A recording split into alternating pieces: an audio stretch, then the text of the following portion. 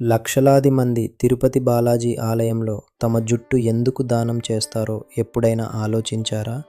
ఇది కేవలం సంప్రదాయమా? లేక దాని వెనుక ఒక దివ్య రహస్యం ఉందా? నేనే లార్డ్ వెంకటేశ్వర. ఈరోజు నేను మీకు జుట్టు దానం వెనుక ఉన్న ఆ దివ్య రహస్యాన్ని చెప్పబోతున్నాను. చాలా కొద్ది మందికే తెలిసిన రహస్యం.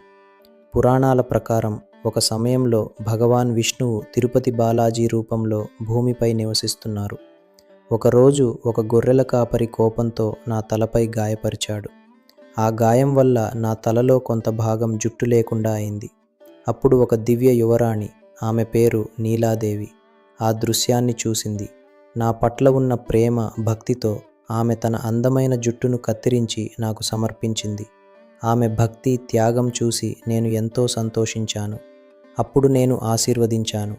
ఎవరు నిజమైన భక్తితో తమ అహంకారం, అందం, గర్వాన్ని విడిచిపెట్టి జుట్టు దానం చేస్తారో వారి కోరికలు నెరవేరుతాయి. వారి జీవితంలో సుఖ సంతోషాలు వస్తాయి. అందుకే ఈ రోజుకి లక్షలాది మంది భక్తులు తిరుపతిలో జుట్టు దానం చేస్తారు. ఇది కేవలం జుట్టు కత్తిరించడం కాదు, ఇది తమ అహంకారాన్ని స్వామి పాదాల వద్ద సమర్పించడం. నిజమైన భక్తితో ఈ సేవ చేసేవారికి బాలాజీ ప్రత్యేక కటాక్షం లభిస్తుందని చెబుతారు. ఇప్పటి నుంచి ఎవరైనా జుట్టు దానం చేస్తూ కనిపిస్తే అది కేవలం జుట్టు కాదు, తమ అహంకారాన్ని భగవంతునికి సమర్పిస్తున్నారని అర్థం చేసుకోండి. మీకు కూడా బాలాజీపై విశ్వాసం ఉంటే కామెంట్ చేయండి. గోవింద గోవింద. ఇలాంటి దివ్య కథల కోసం భక్తి టెక్ జ్ఞాన్ ఛానల్ను సబ్స్క్రైబ్ చేయండి.